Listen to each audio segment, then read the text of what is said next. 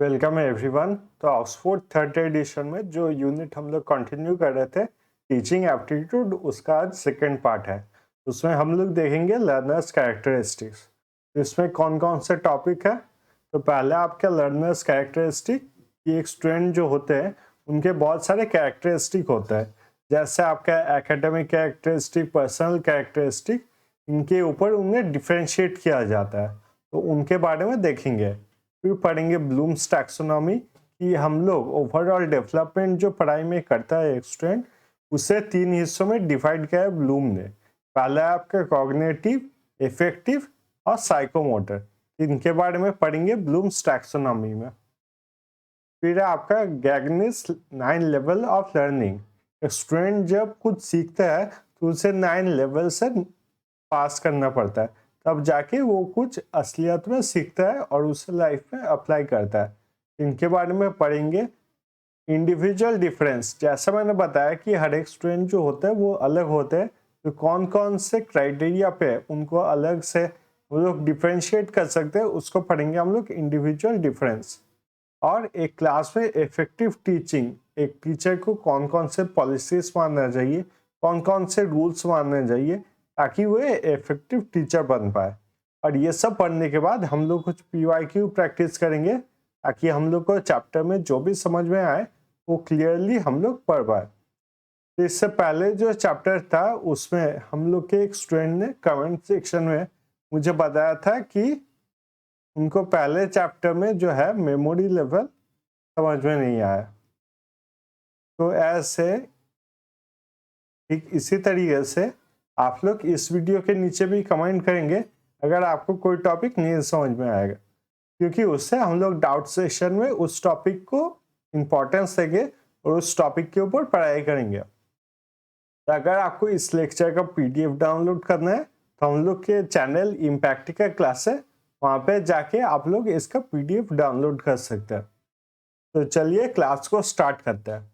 सबसे पहले learners characteristic. तो जो भी स्टूडेंट होते हैं वो स्टूडेंट, हर एक स्टूडेंट अलग होते हैं। इनको कौन बेसिस पर डिफरेंशिएट किया जाता है।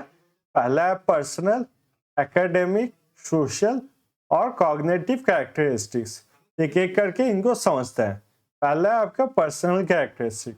पर्सनल कैरेक्टरिस्टिक मतलब क्या होता है, एक इंसान के पर्सनल चीजें जो उनको बनाते हैं, जैसे उसका हाइट, वेट, उसके बाद उसका एज, जेंडर, ये सब जो पर्सनल चीजें होते हैं एक स्टूडेंट का, हर एक स्टूडेंट को डिफरेंट बनाते हैं, उन्हें कहा जाता है पर्सनल कैरेक्टरिस्टिक। फिर आता है एकेडमिक कैरेक्टरिस्टिक। एकेडमिक कैरेक्टरिस्टिक्स मतलब वो पढ़ाई में कैसा है, अच्छा है, बुरा है, या फिर उसको कौन से सब्जेक्ट अच्छा लगता है, कौन से सब्जेक्ट अच्छा नहीं लगता है।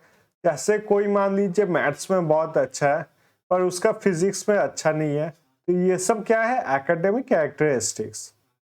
फिर आता है आपका सोशल कैरेक्टरिस्टिक्स। सोशल कैरेक्टरिस्टिक मतलब एक जो स्टूडेंट है अपने आस पड़ोस के स्टूडेंट के साथ कैसा बिहेवियर रखता है, दूसरे क्लास के स्टूडेंट्स के साथ कैसा बिहेवियर रखता है, वो टीम में काम करता है कि नहीं, जब प्रोजेक्ट दिया जाता है वो पूरे क्लास के साथ एक साथ मिलकर कोई काम कर सकता है कि नहीं। तो ये सब है आपका सोशल कैरेक्टरिस्टिक। और आखिरी में है कॉग्निटिव कैरेक्टरिस्टिक। कॉग्निटिव कैरेक्टरिस्टिक मतलब होता है कि कोई स्टूडेंट कितने अच्छे तरीके से कुछ समझ सकता है। जैसे मान लीजिए हम लोग के UGC नेट एग्जाम में कॉम्प्रिहेंशन दिया जाता है। कॉम्प्रिहेंशन को पढ़ के हम लोग को समझना पड़ता है कि राइटर क्या कहना चाहता है, और फिर उसी बात को समझ के हम लोग को क्वेश्चंस का आंसर देना पड़ता है। तो यही है कॉग्निटिव कैरेक्टरिस्टिक्स। कॉग्निटिव का मतलब होता है हम लोग कोई चीज कितने अच्छे तरीके से समझ सकते हैं। तो ये सब है आपका learners characteristic, personal, academic, social और कॉग्निटिव। इसके बाद देखेंगे हम लोग ब्लूम्स टैक्सोनॉमी। तो ब्लूम्स टैक्सोनॉमी के बारे में अगर बात किया जाए तो एक स्टूडेंट का जो लर्निंग होता है ओवरऑल, उसे कई हिस्सों में डिवाइड किया जा सकता है। ब्लूम ने उसे 3 हिस्सों में डिवाइड किया है। पहला है आपका कॉग्निटिव। कॉग्निटिव मैंने पहले ही बताया कि कॉग्निटिव होता है किस चीज को हम लोग कितने अच्छे तरीके से समझ सकते हैं और उससे रियल लाइफ में यूज कर सकते हैं। तो ये है आपका कॉग्निटिव। फिर है आपका साइकोमोटर। साइकोमोटर का मतलब क्या होता है? साइकोमोटर होता है स्किल। कोई भी काम हम लोग कितने जल्दी से सीख सकते हैं और उसे कितने अच्छे तरीके से किया जा सकता है। फिर होता है हम लोग का इफेक्टिव डोमेन। इफेक्टिव डोमेन मतलब होता है कोई भी चीज हम लोग को जब सिखाया जाता है उसको हम लोग कैसे सीखते हैं, उससे कैसे रिस्पॉन्ड करते हैं, इसे कहा जाता है इफेक्टिव डोमेन। ये तीनों डोमेन जो है आपस में रिलेटेड है। तो अभी थोड़ा सा आप लोगों को कंफ्यूजन होगा, पर इसके बारे में डिटेल में हम लोग जब देखेंगे तो आप लोग को क्लियर हो जाएगा कि ये तीनों डोमेन अलग कैसे हैं। तो सबसे पहले देखते हैं हम लोग कॉग्निटिव डोमेन। कॉग्निटिव डोमेन अगर बात किया जाए तो इसमें सबसे पहले आता है, पेन का इंक चेंज कर लेते हैं अब आपको ज्यादा अच्छे से दिखाई दे। तो सबसे पहले कॉग्निटिव डोमेन में आता है नॉलेज। किसी भी चीज को समझने से पहले हम लोग को उस चीज का ज्ञान होना चाहिए। तो सबसे पहला लेवल हम लोग का क्या हो गया? नॉलेज। सेकेंड लेवल क्या आ गया? हम लोग का अंडरस्टैंडिंग। मतलब वही कॉम्प्रिहेंशन वाला एग्जाम्पल समझिए कि कॉम्प्रिहेंशन हम लोग पढ़ते हैं, उसके बाद हम लोग को कॉम्प्रिहेंशन समझना पड़ता है। तो ये है आपका अंडरस्टैंडिंग। फिर है आपका एप्लीकेशन। एप्लीकेशन में क्या होता है? हम लोग क्वेश्चन पढ़ लिए, वो हम लोग ने अंडरस्टैंड किया, उसके बाद हम लोग को अपना दिमाग अप्लाई करना पड़ता है और जो क्वेश्चंस है उनका सही तरीके से आंसर देना पड़ता है। जो भी आपका सही आंसर होगा, 4 ऑप्शन दिए जाते हैं ABCD, उनमें से सही आंसर आपको टिक आउट करना पड़ता है, उस पर टिक मार्क देना पड़ता है। ये है आपका एप्लीकेशन। फिर है आपका एनालिसिस। ये क्वेश्चन आप कॉम्प्रिहेंशन में काफी बार देखेंगे, एग्जाम में भी काफी बार देखेंगे कि आपने ये पूरा पैराग्राफ पढ़ के आपको क्या समझ में आया, या फिर जो भी राइटर कहना चाहते हैं आपको क्या समझ में आया। तब करना पड़ता है हम लोग को एनालिसिस, कि पूरा जो चीज है उसे अंडरस्टैंड करके उससे हम लोग ने क्या अचीव किया है। फिर आते हैं हम लोग सिंथेसिस। सिंथेसिस का मतलब होता है ब्रेक डाउन करना। पूरा एक कॉम्प्रिहेंशन जब दिया जाएगा तब उसको ब्रेक डाउन करके आपको क्या समझ में आया और क्या आपको कंफ्यूजन है, आपको क्या लगता है राइटर क्या कहना चाहता है, ये है आपका सिंथेसिस। और आखिर में आपका इवैल्यूएशन। इवैल्यूएशन मतलब क्या होता है? आपने मान लीजिए एक पैराग्राफ पढ़ा है, फिर आपको समझ में आया कि राइटर क्या कहना चाहता है। इवैल्यूएशन में क्या होगा? इवैल्यूएशन में आप डिसाइड करेंगे कि राइटर जो कह रहे हैं वो आपका सही है या फिर राइटर की बात गलत है। तो ये हो गया आपका इवैल्यूएशन। उसके बाद आता है इफेक्टिव डोमेन। इफेक्टिव डोमेन का मतलब यही होता है कि कोई भी हम लोग को चीज जब सिखाया जाता है उसमें हम लोग कैसे रेस्पॉन्ड करते हैं। जैसे देखिए, इसका पहला पोर्शन क्या है? रिसीविंग। यहाँ पर इस YouTube वीडियो की बात करते हैं। अगर आप लोग YouTube वीडियो देखेंगे तो आप लोग कैसे रिसीव कर रहे हैं इंफॉर्मेशन को, क्या आप राइट डाउन कर रहे हैं, नोट्स बना रहे, या फिर इस वीडियो को सिर्फ गो थ्रू कर रहे हैं, मतलब एक बार देख ले रहे और बाद में सिर्फ PDF डाउनलोड कर लेंगे। तो इससे क्या होगा? आपकी पढ़ाई उतने अच्छे तरीके से नहीं हो पाएगी। लेकिन अगर आप लोग जो भी मैं ये बता रहा हूँ वो सब आप नोट डाउन करेंगे, अपने नोट्स बनाएंगे, तो आपकी पढ़ाई अच्छे तरीके से हो पाएगी। तो ये है आपका रिसीविंग। रिसीविंग के बाद आता है रेस्पॉन्डिंग। देखिए, आप लोग ने इंफॉर्मेशन रिसीव किया, उसके बाद आप कैसे रेस्पॉन्ड करते हो, कि आप लोग सिर्फ वीडियो को सुनते हो, देखते हो, या फिर आप राइट डाउन करते हो नोट्स, चैप्टर को गो थ्रू करते हो, वही है आपका रेस्पॉन्डिंग। फिर आता है आपका वैल्यूइंग। मतलब आप समझते हो कि ये नॉलेज जो है उसका वैल्यू कितना है। इसके लिए मैं सबसे अच्छे तरीके से बताऊंगा कि आप लोग जो प्रीवियस ईयर क्वेश्चंस है उनको गो थ्रू कीजिए, तभी उनसे पता चलेगा आपको कि ये जो वीडियो है उसका वैल्यू कितना है। और अगर आपको हेल्प नहीं हुआ तब ये वीडियोस देखना बंद कर दीजिए और दूसरे कोई टीचर्स का वीडियो देखिए। यही होता है आपका वैल्यूइंग। फिर है आपका ऑर्गेनाइजेशन। देखिए, अगर मान लीजिए ये पूरा चैप्टर जो मैं सिखा रहा हूँ वो क्या है, वो है आपका पहला यूनिट जो कि है आपका टीचिंग एप्टीट्यूड। इस टीचिंग एप्टीट्यूड में अगर देखा जाए तो फिर मेरे 5 पार्ट्स हैं। इंट्रोडक्शन, लर्निंग कैरेक्टरिस्टिक्स को लेके मतलब टोटल में हम लोग के 5 पार्ट्स है और आखिर में चैप्टर रिवीजन है।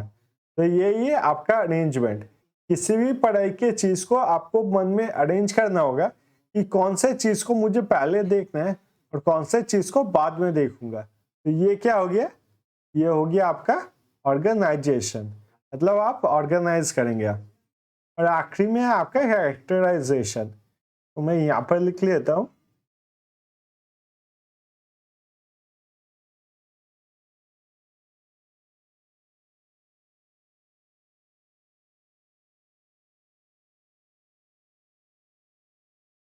कैरेक्टराइजेशन का मतलब क्या होता है, मान लीजिए आपने कोई किताब पढ़ा है और उस किताब के जो प्रिंसिपल्स है उन्होंने आपको इतना ज्यादा इफेक्ट किया है कि उसे आप अपने लाइफ में चेंजेस लाते हो। जैसे मैं एक एग्जांपल दूंगा कि मान लीजिए आपने मोहम्मद अली के बारे में कोई किताब पढ़ा है, तो मोहम्मद अली के बारे में आप जब किताब पढ़ते हो आप देखते हो उन्होंने कितने स्ट्रगल किया। सिर्फ वो एक अफ्रीकन अमेरिकन थे इसलिए उनके साथ कितना भेदभाव किया जाता है, और तब भी उन्होंने अपने लोगों के बारे में सोचा और दुनिया के सबसे ग्रेटेस्ट बॉक्सर बने। तो इससे आप इन्फ्लुएंस होते हो और उनके सिखाए रास्ते पे चलने की कोशिश करते हो। तो ये है आपका कैरेक्टराइजेशन, कि आप अपने कैरेक्टर में चेंजेस ला रहे हो क्योंकि आपने उसे बहुत ही अच्छी तरीके से रिसीव किया है नॉलेज को। फिर है आपका साइकोमोटर डोमेन। तो साइकोमोटर डोमेन की अगर बात की जाए, साइकोमोटर डोमेन है आप कोई भी स्किल कैसे सीखते हो। तो सबसे पहले हम लोग करते हैं इमिटेशन। मान लीजिए आप कोई गराज में काम करते हो, तो उस गराज में आप लोग क्या करोगे, आपके जो सीनियर है या आपके जो उस्ताद है उसकी आप सबसे पहले इमिटेशन करोगे कि जैसे वो काम करते हैं वैसे आप भी काम करोगे। फिर क्या करोगे आप, मैनिपुलेशन। मान लीजिए आपके उस्ताद जैसे काम कर रहे हैं उसमें आप थोड़ा मैनिपुलेशन करोगे, कुछ चेंजेस करोगे। ये आपको लगता है कि इस काम से ज्यादा जल्दी से और ज्यादा अच्छे तरीके से काम को किया जा सकता है, तो वो है मैनिपुलेशन। फिर है आप प्रिसिशन में आओगे। प्रिसिशन में मतलब है कि जो भी काम होगा उसे आप बहुत ही सही तरीके से करोगे और परफेक्टली करने का ट्राई करोगे। फिर है आपकी आर्टिकुलेशन। आर्टिकुलेशन में क्या होता है, आप प्रिसिशन में पहले से हो, मतलब आपको सही तरीके से काम करना आता है। अब आप क्या करोगे कि अपने मेथड से कुछ शॉर्टकट निकालोगे कि जो काम है वो ज्यादा जल्दी से और ज्यादा इफेक्टिव तरीके से किया जाए। और लास्ट में आपका नेचुरलाइजेशन। नेचुरलाइजेशन का मतलब क्या हो गया, आपको वो काम आपका नेचुरल हो जाएगा। जैसे आप देखोगे कि जो किचन में शेफ है वो सब्जी बिना देखे सब्जी को बहुत जल्दी काट लेते हैं। तो ये क्यों होता है, क्योंकि वो बहुत साल से यही काम कर रहे हैं। तो ये है आपका नेचुरलाइजेशन। अब पढ़ेंगे गैग्नेस 9 लेवल ऑफ लर्निंग। तो गैग्ने ने हम लोग को बताया कि एक स्टूडेंट जब लर्निंग करता है, कोई एजुकेशन रिसीव करता है, सो ही गोस थ्रू 9 लेवल्स। इनमें कौन कौन से लेवल है उनको हम लोग देख लेंगे। तो सबसे पहले अगर बात किया जाए पहले लेवल की, तो वो है आपका रिसेप्शन। देखिए, सबसे पहले आपको कोई नॉलेज जो है उसे रिसीव करना होगा, तभी आप उस नॉलेज को कोई काम में ला सकते हो। जैसे मान लीजिए आपको टीचिंग एप्टीट्यूड सीखते हैं। टीचिंग एप्टीट्यूड आप कोई पेपर नहीं पढ़ते हो, आप कोई किताब नहीं पढ़ते हो, वीडियोस नहीं देखते हो, आपको लगता है कि मन ही मन में हो जाएगा या फिर टीचिंग एप्टीट्यूड के बारे में मुझे सब कुछ पता है। तो ऐसा नहीं हो सकता है। तो सबसे पहला लेवल क्या है आपका, रिसेप्शन। सेकेंड लेवल क्या है, सेकेंड लेवल है आपका एक्सपेक्टेंसी। एक्सपेक्टेंसी में क्या होता है, आप एक्सपेक्ट करते हो कि क्या क्या आपको सीखना है। जैसे इसमें देखिए, आपने एक्सपेक्ट किया होगा कि मुझे ब्लूम्स लेवल पढ़ना है, इफेक्टिव टीचिंग, गैग्नेस 9 लेवल पढ़ना है। तो ये सब होता है आपका एक्सपेक्टेंसी। फिर आता है आपका रेट्रीवल। रेट्रीवल में क्या होता है, रेट्रीवल में आपने जो पहले पढ़ा है उसको आप रिलेट करते हो विद द न्यू एजुकेशन। तो इसमें अगर देखा जाए, आपने अगर पहला चैप्टर पढ़ा होगा तो वहां पर भी मैंने लेवल्स ऑफ टीचिंग पढ़ाया था, तो वो अलग से था, वो मेमोरी लेवल, अंडरस्टैंडिंग लेवल अलग था।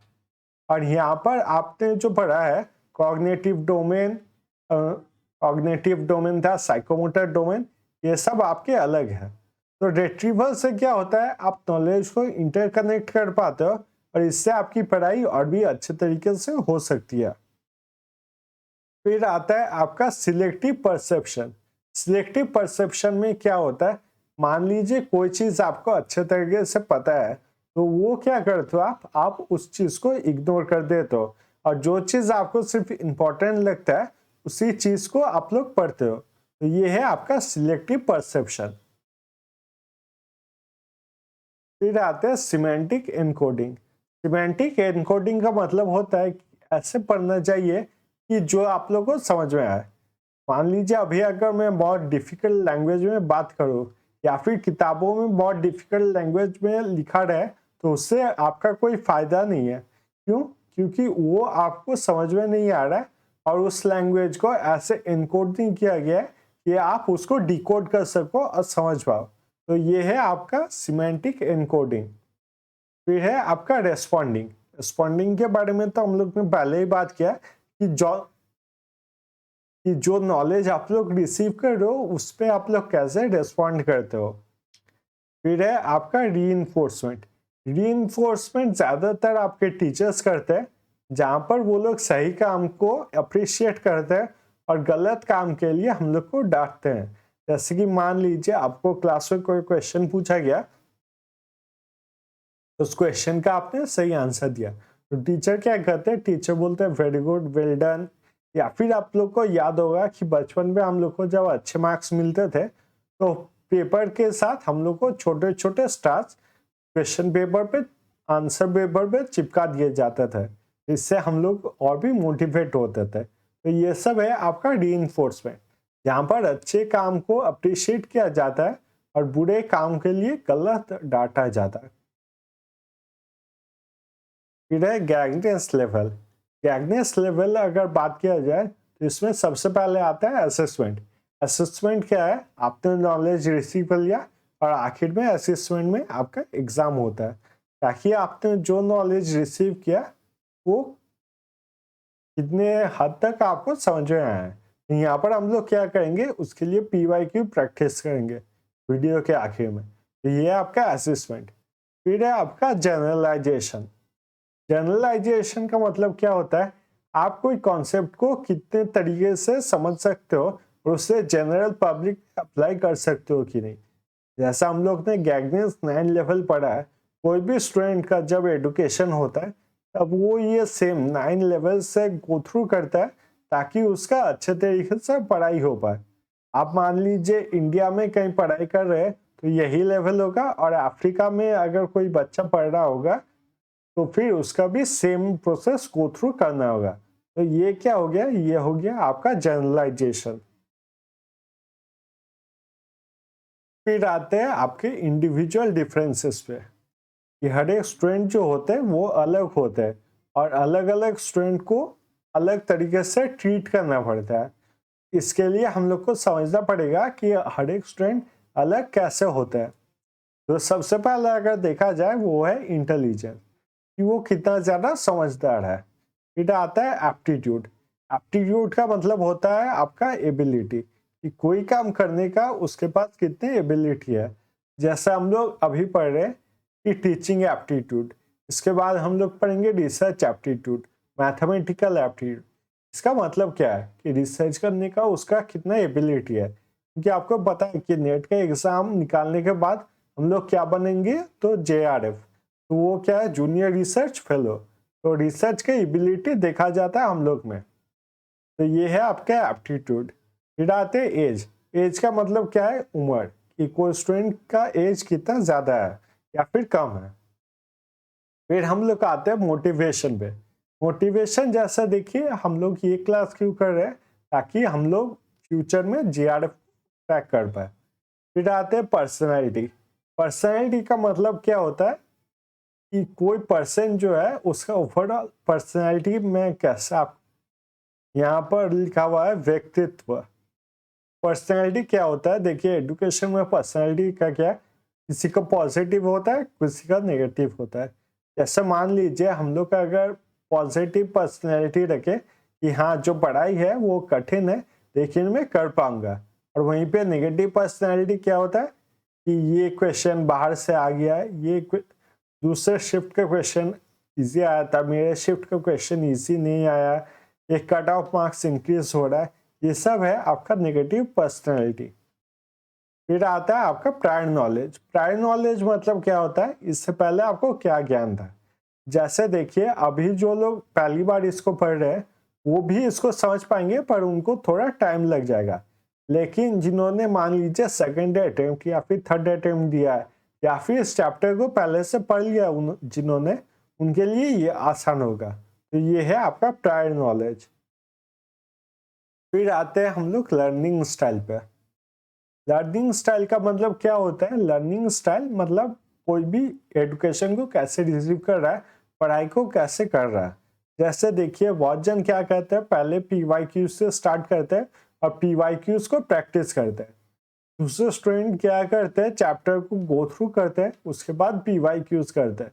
तो ये सब है आपका लर्निंग स्टाइल। उसके बाद है आपका एटीट्यूड। एटीट्यूड भी वही है, मान लीजिए एटीट्यूड में क्या होता है, मान लीजिए हम लोग का अगर पॉजिटिव एटीट्यूड रखे कि हाँ मैं यूजीसी नेट का एग्जाम निकाल लूंगा, ये पॉसिबल है मेरे लिए, और वहीं पे अगर नेगेटिव एटीट्यूड कि नहीं यूजीसी नेट का एग्जाम बहुत डिफिकल्ट है तो ये मुझसे नहीं हो पाएगा, तो ये मैटर बहुत ज़्यादा करता है हम लोग का एटीट्यूड। अगर आप पहले से सोच लेंगे कि ये मुश्किल है हम लोग नहीं निकाल पाएंगे तो ये कभी भी आप लोग एग्जाम में पास नहीं हो पाओगे। तो हमेशा ये एटीट्यूड आपका पॉजिटिव रहना चाहिए कि हाँ ये एग्जाम जो है वो तो डिफिकल्ट है पर मैं इसे क्रैक कर लूंगा। फिर आते हैं हम लोग एनवायरमेंट। एनवायरमेंट का मतलब होता है हम लोग के आसपास उसका जगह कैसा है। जैसे मान लीजिए आप पढ़ाई करने के लिए बैठते हो और बगल में आपके टीवी चलता है, बहुत सारे साउंड्स आते हैं, तो ये आपका अच्छा एनवायरमेंट नहीं है, इससे आपके पढ़ाई में डिफिकल्टी अराइज होगी। ये है आपका एनवायरमेंट। फिर हम लोग बात करेंगे हेल्थ के बारे में। हेल्थ का मतलब ये है कि तबीयत अगर मान लीजिए आपका अच्छा नहीं है, जैसे कि मैं कंप्लीट कोर्सेज करा रहा था उसके बीच में मुझे वायरल फीवर हो गया था तो मुझे रेस्ट लेना पड़ा था 2 वीक तक। तो ये आपकी हेल्थ पे बहुत ज़्यादा इफेक्ट करता है कि आपकी पढ़ाई कैसी होगी। फिर आते हैं हम लोग एजुकेशनल क्वालिफिकेशन पे। एजुकेशनल क्वालिफिकेशन का मतलब क्या होता है कि कोई कितना ज़्यादा क्वालिफाइड है। मान लीजिए कोई टीचर बनना चाहता है, प्रोफेसर बनना चाहता है, अभी गवर्नमेंट ने नियम बना दिया है कि कम से कम उसे नेट का एग्ज़ाम जो है क्रैक करना पड़ेगा। इससे पहले भी नियम था, तो ये नियम क्यों बनाया गया कि एक पर्टिकुलर एजुकेशन क्वालिफिकेशन सेट कर दिया गया ताकि उस लेवल को पार करने के बाद ही स्टूडेंट्स जो है टीचर्स बन पाए। फिर है आपका स्किल। स्किल से क्या होता है कि आप एजुकेशन को कितने अच्छे तरीके से रिसीव कर पा रहे हो, उससे कितने अच्छे तरीके से अंडरस्टैंड कर पा रहे हो, और आपको अपना स्किल जो है वो डिफाइड करना पड़ेगा। जैसा देखिए मैं मैथमेटिकल एप्टीट्यूड में बिल्कुल भी अच्छा नहीं था तो मैंने चैप्टर उनमें ज़्यादा ध्यान नहीं दिया। टीचिंग और रिसर्च एप्टीट्यूड में मैं अच्छा था, मैंने ये अपॉइंट किया था कि कुछ भी हो जाए टीचिंग और रिसर्च एप्टीट्यूड में मेरे एक भी मार्क्स कम नहीं होंगे, उसमें जो टोटल 20 मार्क्स है वो 20 मार्क्स मुझे ज़रूर मिलेगा। तो ये है आपके स्किल, क्योंकि अभी 10 यूनिट्स है और 10 यूनिट्स ऐसा नहीं हो सकता कि सभी यूनिट्स में आप अच्छे हो। आपको ये डिसाइड करना है कि कौन से चैप्टर्स में कौन से यूनिट्स में किस पढ़ाई में आपके स्किल है और उस पर ज़्यादा जोर देना है। फिर आता है बिल्डिंग ट्रस्ट।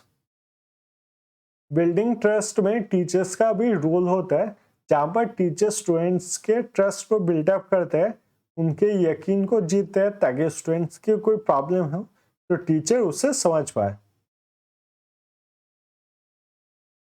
फिर आते हैं हम लोग पेस ऑफ टीचिंग पे। पेस ऑफ टीचिंग मैंने जैसे बताया कि हर एक स्टूडेंट जो है वो अलग होता है, तो टीचर्स को अपना पेस डिफरेंट रखना पड़ता है ताकि हर एक स्टूडेंट को अच्छी तरीके से समझ में आए।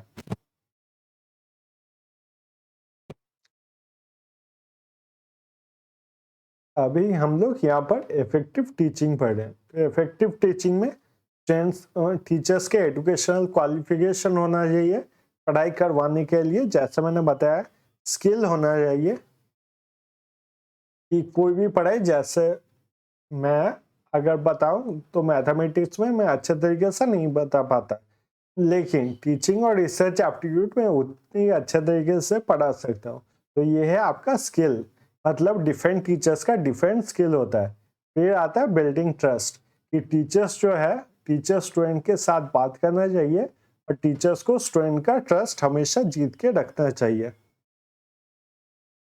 Pace of learn teaching and learning, अभी हम लोग ने देखा कि हर एक स्टूडेंट जो होता है वो अलग होता है, तो इसके लिए टीचर्स को जो है हर एक स्टूडेंट के लिए अलग पेस से पढ़ाना चाहिए, पेस को मॉडरेट रखना चाहिए ताकि कोई स्टूडेंट को पढ़ाई में डिफिकल्टी ना हो।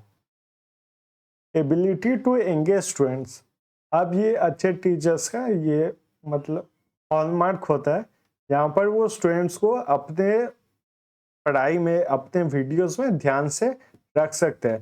जैसे कि हम एग्जाम्पल देखेंगे खान सर या फिर विकास सर, इनको आप देखेंगे तो इनके वीडियोस आप एक बार देखना स्टार्ट करेंगे तो देखते ही जाएंगे, क्योंकि ये स्टूडेंट्स को आपके एंगेज रख सकते हैं। फिर आता है पर्सनालिटी ऑफ टीचर, वही पर्सनालिटी ऑफ स्टूडेंट्स जैसे अलग होते हैं तो पर्सनालिटी ऑफ टीचर्स भी अलग होते हैं। फिर हम लोग का आता है सपोर्ट मटेरियल। सपोर्ट मटेरियल का मतलब होता है कि कोई टीचर जब पढ़ा रहे हैं तब उनके पास क्या क्या है। जैसे यहाँ पर मैं अगर बताऊँ तो ये पूरा सीरीज पे ऑक्सफोर्ड किताब से पढ़ा रहा हूँ, यहाँ मेरे लैपटॉप है, पेन टैबलेट है, उससे मुझे एडुकेशन मतलब ये सब प्रेजेंटेशन प्रिपेयर करने में इजी हो रहा है। तो ये सब है आपका सपोर्ट मटेरियल। फिर आते हैं हम लोग इंस्ट्रक्शनल फैसिलिटीज। इंस्ट्रक्शनल फैसिलिटीज क्या हो गए कि मुझे क्या क्या फैसिलिटी मिल रहा है ये इंस्ट्रक्शन प्रोवाइड करने में। जैसे मैं यूट्यूब में ये वीडियोस अपलोड कर सकता हूँ, इंटरनेट से इनको देख सकता हूँ, ये सब है आपका इंस्ट्रक्शनल फैसिलिटी। फिर आपका लर्निंग एनवायरनमेंट। लर्निंग एनवायरनमेंट भी आपका वही सेम है, जैसे आप क्लास में कैसे एनवायरनमेंट मेंटेन रखते हो, टीचर्स क्लास में कैसे एनवायरनमेंट मेंटेन रखते हैं कि स्टूडेंट्स जो है सही तरीके से बैठे कि नहीं बैठे, ब्लैक बोर्ड आपका साफ है कि नहीं है, आपका जो आवाज़ है वो लास्ट बेंच के स्टूडेंट तक पहुंच रहा है कि नहीं पहुंच रहा है, ये सब है आपका इफेक्टिव टीचिंग। फिर आखिर में आपका पॉलिसीज ऑफ इंस्टीट्यूशन, मतलब हर एक इंस्टीट्यूशन जो है उनका नियम अलग होता है, उनके हिसाब से स्टूडेंट्स को पढ़ा सकते हैं और नहीं पढ़ा सकते। तो ये है आपका पॉलिसीज ऑफ इंस्टीट्यूशन। जैसे कि आप ज़्यादातर पेड कोर्सेज में देखोगे तो उनका यूट्यूब में भी एक चैनल होता है, और वहाँ पर जो टीचर्स होते हैं वो पूरे तरीके से नहीं पढ़ाते हैं, सिर्फ एक पार्ट पढ़ाता है और कहते हैं पूरा कोर्स आपको अगर पढ़ना है तो फिर हम लोग का पेड कोर्स ज्वाइन करना होगा। इसमें कुछ भी गलत नहीं है, मैं कुछ मतलब गलत नहीं बता रहा हूँ उनको, मैं सिर्फ एक एग्जाम्पल दे रहा हूँ। उनको चलना पड़ता है इंस्टीट्यूशन के पॉलिसीज के ऊपर, और हर एक टीचर को इंस्टीट्यूशन अगर वो ज्वाइन करते हैं तो उनके पॉलिसीज पे चलना पड़ता है। तो ये है आपका पॉलिसीज ऑफ इंस्टीट्यूशन। अब चलिए कुछ पीवाईक्यूज प्रैक्टिस करते हैं। तो पहला क्वेश्चन देखिए पीवाईक्यू क्या दिया हुआ है आपको।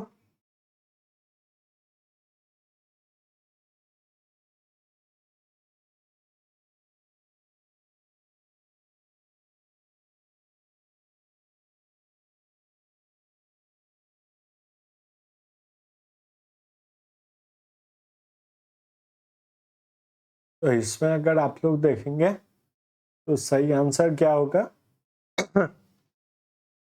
यहाँ पर देखिए टीम मेंबर, तो ये ऑप्शन बी।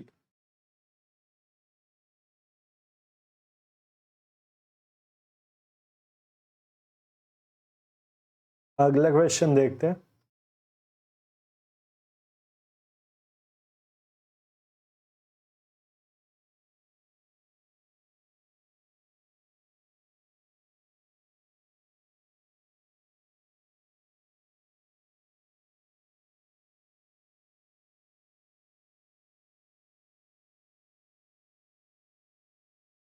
तो इसका सही आंसर क्या होगा?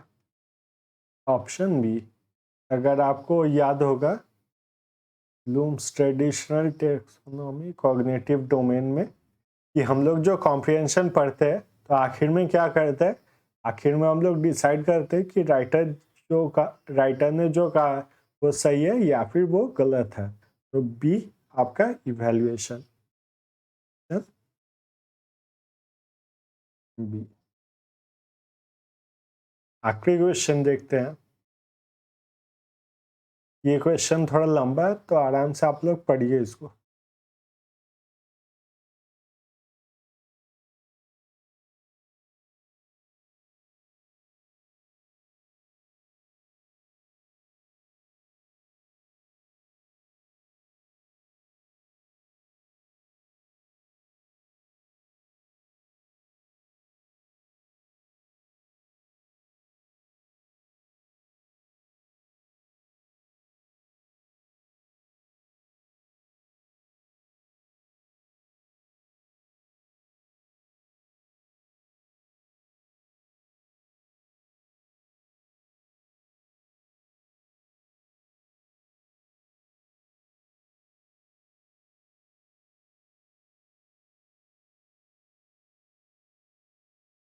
यहाँ पर क्वेश्चन क्या पूछा गया? Identify the instructional events which form the part of a structure of lesson plan. तो पहला ए क्या है? Gaining attention of the students. ये तो होगा, हम लोग ने अभी पढ़ा था क्या? इंटरेस्ट। फिर है prior knowledge of the students. ये तो डायरेक्ट है, बी भी होगा। Informing the learner of the objectives. ये आपका क्या है? इन्फॉर्म। ये कि आप जो पढ़ाई कर रहे हो वो किस लिए कर रहे हो। डी में क्या है? Stimulating recall of prerequisite knowledge. तो ये भी होगा, ये हम लोग ने पढ़ा था। एक सेकंड में देता हूँ, ये देखिए प्रायर नॉलेज।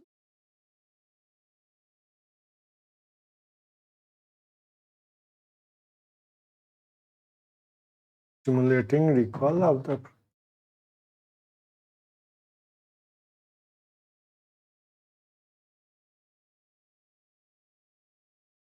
आपका सही आंसर क्या होगा? ऑप्शन ए, जो कि ए, बी और डी। तो थैंक यू सो मच ये वीडियो देखने के लिए। और हम लोग अगली बार जब मिलेंगे तब हम लोग पढ़ेंगे टीचिंग मॉडल्स, जो कि आपके 10 तारीख को। आप सबको हैप्पी होली की बहुत बहुत शुभकामनाएं। सेफ रहिएगा और बहुत सारा इंजॉयमेंट कीजिएगा। और जो अभी एग्ज़ाम दे रहे हैं उनको ऑल द बेस्ट।